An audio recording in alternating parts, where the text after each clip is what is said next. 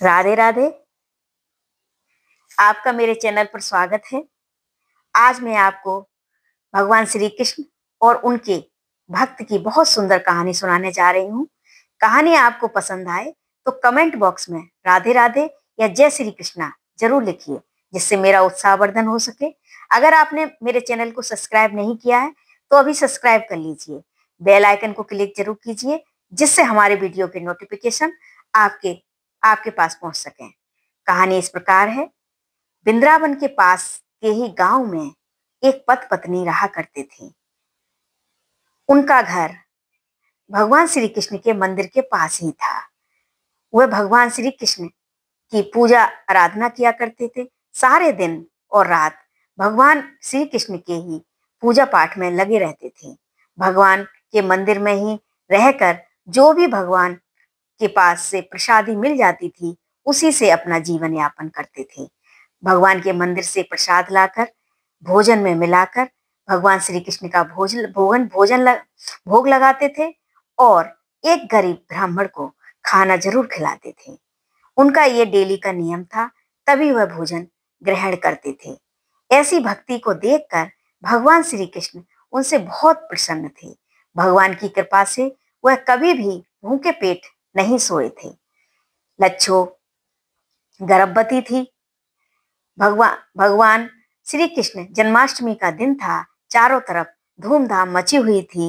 मथुरा, वृंदावन, ब्रज और बरसाने में सजावट हो रही थी। भजन कीर्तन हो रहे थे। उसी समय लच्छो ने एक सुंदर से पुत्र को जन्म दिया।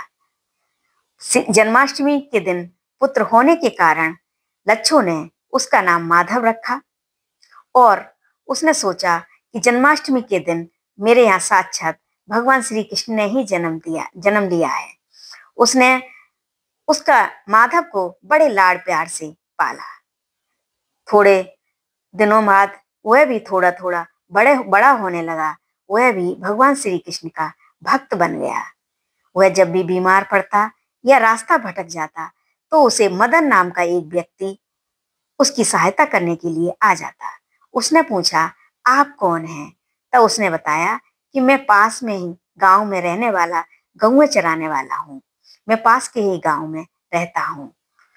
माधव पर के घर में जब भी कोई विपत्ति आती तो वह हर समय खड़ा रहता था। वह उसका रखवाला बनकर उसके परिवार की आंख था। जब माधव बड़ा हो गया तो उसने सोचा कि मदन से मिलने जाया जाए। तो वह पास के ही गांव में जब मदन से मिलने के लिए गया तो उसने पूरा गांव की छानबीन की, लेकिन मदन नाम का कोई भी व्यक्ति उसे नहीं मिला। उसने गांव वालों से पूछा, तब भी उसे कोई भी व्यक्ति नहीं मिला। वह घर लौट आया।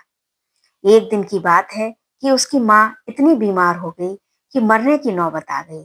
तभी मदन उसके यहाँ तुरंत आ गया और उसने उसकी सहायता की। सुबह आ जाता था और शाम को जाता था। बहुत अच्छी अच्छी बातें किया करता था, जिससे इसे माँ का दुख ना हो, और इस वजह से माधव बहुत खुश रहता था। एक दिन उसने सोचा कि पता लगाया जाए कि मदन आखिर है कौन। ये पास के गांव में जब मैं ढूंढने गया तो वहां तो मिला नहीं। फिर वह मदन के पीछे पीछे गया। मदन एक मंदिर में जाकर अंदर जाकर अदृश्य हो गया। मंदिर में उसने अंदर जाकर देखा तो कृष्ण की मूर्ति ही थी। कृष्ण की मूर्ति। तो वह समझ गया कि मदन कोई और नहीं, भगवान श्री कृष्ण है। वह कृष्ण के चरणों पर पड़कर रोने लगा। उसने कहा, मैं कितना अभागा हूँ कि भगवान मेरे साथ हर समय रहते थे, फिर भी मैं उनको ना पहचान सका। मुझे क्षमा कर दीजिए, मुझे माफ कर दीजिए। ऐसे ही हमारे घर में कभी कभी विपत्ति आती है और कोई ना कोई हमें सहायता दे देता है। पता नहीं भगवान किस रूप में आ जाते हैं, कोई पता नहीं। राधे राधे।